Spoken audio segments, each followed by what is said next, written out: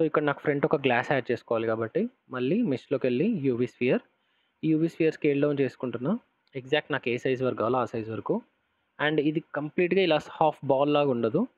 దీనిని why యాక్సిస్‌లో scale down చేసుకుంటున్నా ఇలాగా. అంటే దీన్ని కొంచెం వెనకాలకి మూవ్ చేద్దాం. ఈ కరెక్ట్‌గా ఈ స్పేస్‌లో ఫిట్ అయ్యేంత వరకు. మళ్ళీ ఎడిట్ మోడ్‌లోకెళ్ళిపోయి ఏ ఏ ఫేసెస్ అయితే మనకు కరెక్ట్‌గా ఫిట్ అయినాయో ఆ ఫేసెస్ వరకు డీసెలెక్షన్ చేసేయండి. ఓకేనా? ఈ లొకేషన్ వరకు నేను అన్నీ డీసెలెక్ట్ చేసేస్తున్నా. ఓకే. డీసెలెక్టెడ్ అయిపోయినాయి. ఏవైతే ఆల్మోస్ట్ సెలెక్ట్ అయ్యి ఉన్నాయో మనకు అన్‌వాంటెడ్ స్పేస్ అవన్నీ నేను డిలీట్ చేసేస్తున్నా. Delete faces. సో, ఫేజెస్ అన్ని డిలీట్ అయిపోయిన తర్వాత ఇది మాత్రమే నాకిప్పుడు ఒక మిర్రర్‌లా కనబడాలి. ఫస్ట్ నేను ఏం చేసుకుంటా అంటే నాకు ఇంత హార్ష్‌గా వద్దు. లైక్ ఇంత ఫ్లాట్‌గా వద్దు. ఆటో స్మూత్, స్మూత్ అవ్వట్లేదు. స్మూత్ అవ్వట్లేదు. సో, దీని ఆబ్జెక్ట్ మోడ్‌లోకెళ్ళిపోయి ఇక్కడ మళ్ళీ మోడిఫైయర్స్‌లో సబ్ డివిజన్ సర్ఫేస్ యాడ్ చేసుకుంటున్నా. ఇగో నట్ సింబల్ ఉంది గుర్తుపెట్టుకోండి. యాడ్ మోడిఫైయర్స్ జనరేట్‌లోకెళ్ళిపోయి సబ్ డివిజన్ సర్ఫేస్.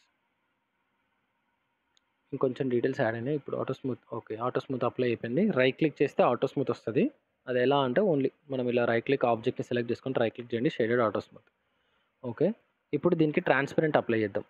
ఎలా అంటే ఇప్పుడు మనకి ఏదైతే ట్రాన్స్పరెంట్ అవ్వాలో ఆబ్జెక్ట్‌ని సెలెక్ట్ చేసుకొని ఈ మెటీరియల్ ప్రాపర్టీస్‌లోకెళ్ళిపోయి ప్లస్ ఐకాన్ పైన క్లిక్ చేయండి.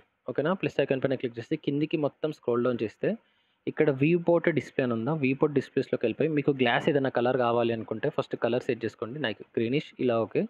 తర్వాత ఈ కలర్‌లోనే కింద మనకు ఆల్ఫా అని ఉంది. దీన్ని వాల్యూ తగ్గిస్తే ఒక 0.3 ఇప్పుడు నాకు ఇది చూడడానికి ఒక గ్లాస్ లాగా కనబడుతది. సేమ్ ఇదే ఫార్ములా మిగతా అన్నిటికి అప్లై చేయొచ్చు. ఇప్పుడు మెయిన్ బాడీని సెలెక్ట్ చేసుకొని న్యూ పైన క్లిక్ చేసి కిందికి స్క్రోల్ చేసి కలర్‌లో మీకు ఏదైనా కలర్ కావాలంటే కలర్ సెట్ చేసుకోండి. నేను ఈ కలర్ అనుకుంటున్నా. కొంచెం డార్క్ కలర్. ఓకే. ఇప్పుడు మీరు అనుకున్న కలర్ అంతా వచ్చేసింది. కానీ ఇప్పుడు నేను మెయిన్ బాడీని మూవ్ చేస్తే నాకు గ్లాస్ ఉన్నవి మూవ్ అవ్వట్లేవో, ఏవేవైతే మూవ్ అవ్వట్లేవో నేను అవన్నీ సెలెక్ట్ చేసేసుకుంటా. సెలెక్ట్ అవ్వట్లేదంటే ఓకే. వైర్ ఫ్రేమ్ మోడ్‌లోకెళ్ళిపోయి అన్నీ సెలెక్ట్ చేసుకొని, మళ్ళీ ఇప్పుడు మెయిన్ బాడీని సెలెక్ట్ చేసుకొని కంట్రోల్ పి ఆబ్జెక్ట్స్. సో, ఇప్పుడు నేను మెయిన్ బాడీని మూవ్ చేస్తే నాకు అన్నీ మూవ్ అవ్వాలి. ఓకే. నాకు అన్నీ మూవ్ అవుతున్నాయి. ఇప్పుడు నాకు ఇది క్లాక్ కాబట్టి నేను ఇక్కడ క్లాక్‌కి మెయిన్ బాడీకి కూడా కొంచెం ఎడిటింగ్ చేసుకుంటా. ఫేస్ ఫేస్ సెలక్షన్‌లోకెళ్ళి ఫేసెస్‌లో ఇక్కడ ఒక ఫేస్‌ని కొంచెం ఇలా సైజెస్ పెంచుకుందాం. లైక్ ఏదో ఒక డిజైన్ రాండమ్ డిజైన్‌గా అంతే. ఓకేనా? సో, ఇది ఇప్పుడు మెయిన్‌గా పేరెంట్ కదా! మిగతా అన్ని చైల్డ్ ఆబ్జెక్ట్స్ అయిపోయినాయి. మామూలుగా వైర్ ఫ్రేమ్ మోడ్‌లోకెళ్ళిపోయి నేను ఈ క్లాక్‌లో ఉన్న అన్ని ఆబ్జెక్ట్స్‌ని సెలెక్ట్ చేసుకుంటున్నా. అన్ని ఆబ్జెక్ట్స్‌ని సెలెక్ట్ చేసుకొని సేమ్ ఇదిలాగే డూప్లికేట్ చేసి వెనకాలకి ఒకటి తీసుకురండి. ఓకేనా? ఇప్పుడు సేమ్ ఇందులో కూడా అన్ని పేరెంట్ అయి ఉంటాయి. ఇప్పుడు దీన్ని 180 డిగ్రీస్ జెడ్ యాక్సిస్‌లో రొటేట్ చేసుకోండి. ఇలాగే దీనికి తీసుకొచ్చి అటాచ్ చేసిస్తే ఇప్పుడు చూడు కంప్లీట్‌లీ ఇదొక క్లాక్ ఒక లొకేషన్‌లో ఉంది. ఓకేనా? ఇది వాల్ క్లాక్ ఎలా అయిందంటే ఇప్పుడు మళ్ళీ దీనికి మనం చైన్ రియాక్షన్ లాగా లైక్ ఒక చైన్ అటాచ్ ఉన్నట్టు అండ్ ఒక మెటాలిక్ రాడ్స్ దీనికి కనెక్ట్ చేస్తున్నట్టుగా మనం ఇక్కడ డిజైన్ తయారు చేయాలి. దీన్ని కొంచెం కిందకి జరుపుదాం. ఇలాగా. ఓకే. సో, ఇప్పుడు ఇక్కడ నేను ఒక మెటాలిక్ రాడ్స్ అనేది తయారు చేయాలి. నేను కర్వ్స్‌తో తయారు చేద్దాం అనుకుంటున్నా. యాడ్‌లోకెళ్ళి Bezier curve. So, first Bezier కర్వ్‌ని straight చేసుకుందాం. ఇది 45 డిగ్రీస్ రొటేట్ అయిపోయి ఉంటుందని చెప్పాను లాస్ట్ క్లాస్‌లో. సో, జెడ్ యాక్సిస్‌లో 45 ఆపోజిట్ సైడ్ రొటేట్ చేసుకోండి. ఇప్పుడు ఇది స్ట్రెయిట్ అయిపోయింది. ఫస్ట్ కర్వ్స్‌లోకి డేటా ఫార్మాట్‌లోకెళ్ళిపోయి జియోమెట్రీలో ఏది ఇంక్రీజ్ చేసుకోవాలి? డెప్త్. సో, డెప్త్ కొంచెం ఇంక్రీజ్ చేసుకొని మామూలుగా ఒక రాడ్ లాగా చూపెడదాం ఫస్ట్. ఓకే. అటాచ్ అయిపోయింది. ఇప్పుడు ఈ రాడ్‌కి ఇది అటాచ్ అయ్యి ఉండాలి. ఆ రాడ్ ఏ షేప్‌లో ఉండాలి? అది ఎలా కావాలి? అది మీరు ఎలా చూపెట్టాలనుకుంటున్నారో అదంతా యువర్ విష్. ఓకేనా? సో, అది మీరు ఎలా డిజైన్ అయినా చేసుకోండి. ఈ రాడ్‌కి నేను ఈ డెప్త్ ఒకటే కాకుండా ఈ ఎక్స్‌ట్రూషన్ కూడా ఇస్తున్నా. ఈ ఎక్స్‌ట్రూషన్ నాకు ఇలా వద్దు. సో, కొంచెం ఇలా రొటేట్ అయ్యి ఉండాలి. ఓకే. ఎక్స్‌ట్రూషన్ ఇలా రొటేట్ అయ్యి ఇప్పుడు ఈ కర్వ్‌ని కొంచెం స్కేల్ డౌన్ చేసుకొని ఒక సైడ్ యాంగిల్ నుంచి చూసుకుంటున్నా. 1 ప్రెస్ చేస్తే సైడ్ యాంగిల్ లేకపోతే ఇక్కడ -x పైన అయినా, x పైన అయినా క్లిక్ చేయండి. సైడ్ యాంగిల్‌కొచ్చేస్తాం. సో, ప్రెస్ చేసి నేను ఇలా ఒకటి తయారు చేసుకుంటా. లైక్ ఒక డిజైన్ అంతే. ఆ క్లాక్ ఉండడానికి నాకొక డిజైన్ కావాలి. అది ఎలా ఉండాలి.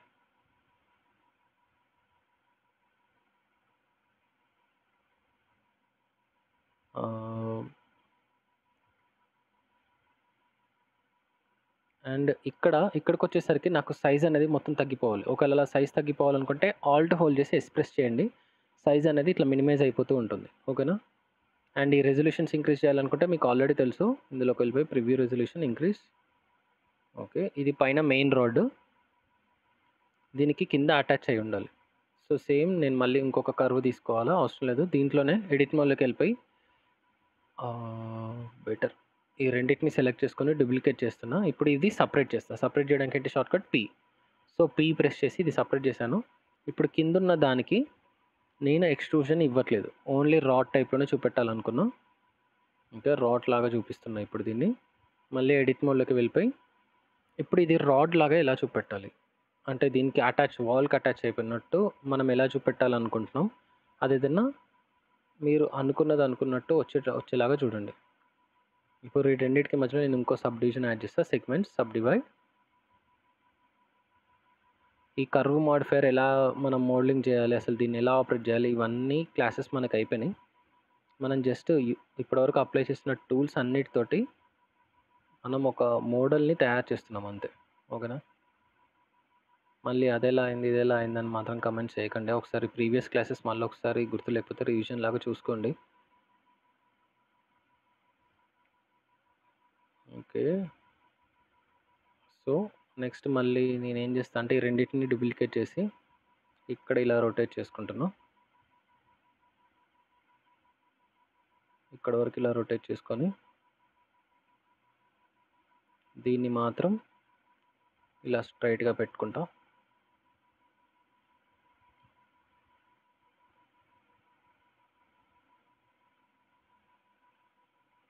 మళ్ళీ ఇక్కడ నుంచి ఈ కర్వ్ అటాచ్ అయినట్టే కనబడాలి నాకు.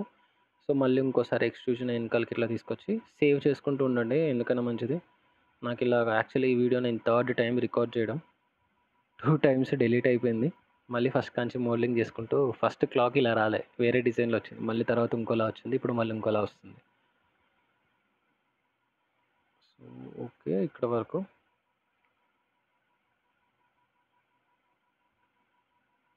తర్వాత మళ్ళీ ఇంకో ఎక్స్ట్రూషన్ తీసుకొని దీన్ని ఇంకా రొటేట్ చేసి స్కేల్ డౌన్ చేసుకుంటా.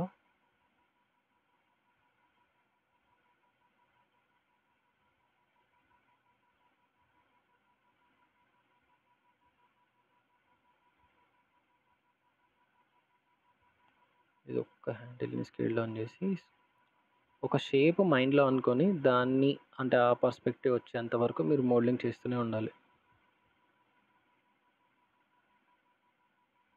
ఓకే, సో ఇప్పుడు దీని సైజ్ నేను తగ్గించుకుంటా, ఆల్టర్స్. ఓకే, సో నెక్స్ట్ ఇక్కడ ఇది కూడా మళ్ళీ ఫస్ట్ ఒక సైడ్ వ్యూ నుంచి ఇది ఎక్స్ట్రూడ్ చేసుకొని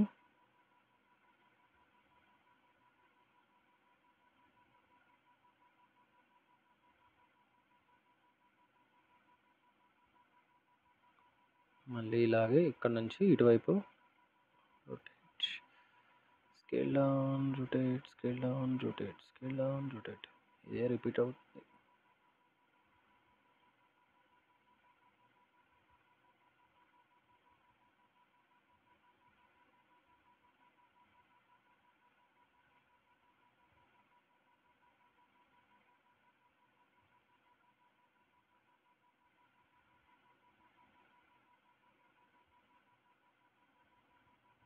ఓకే, సో ఇక్కడ దీన్ని స్కేల్ డౌన్ చేసేసుకున్నాం.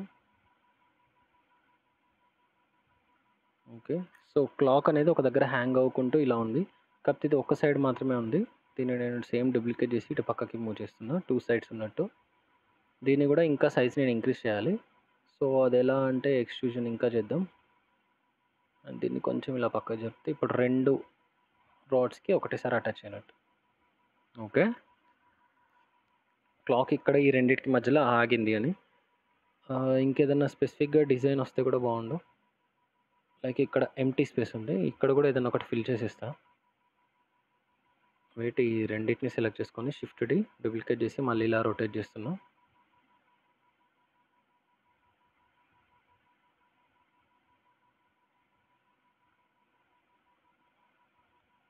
రొటేట్ చేసి దీని నుంచే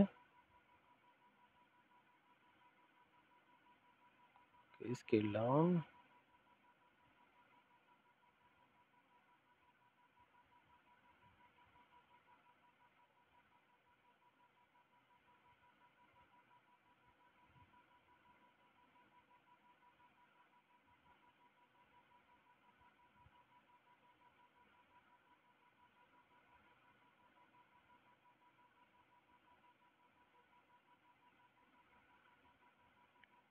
ఓకే.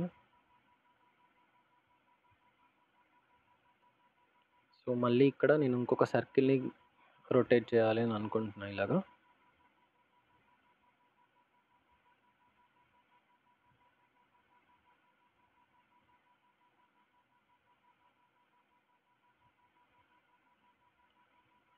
ఓకే. ఓకే. ఇది కొంచెం చాలా నిదానంగా చేయాల్సొస్తుంది.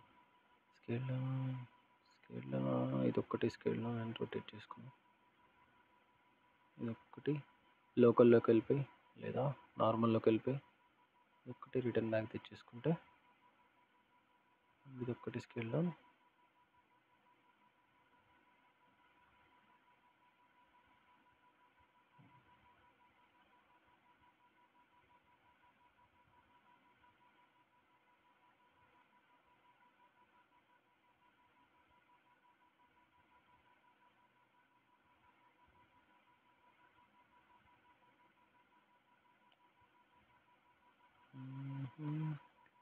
ఓకే.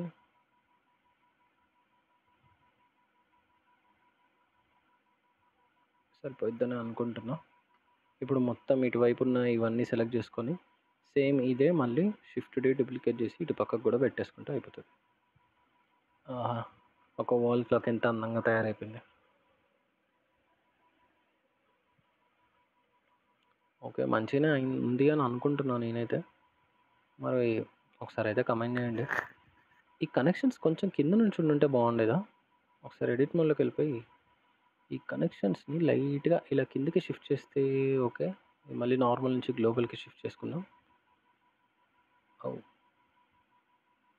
ఓహ్! మారిపోతున్నాయి.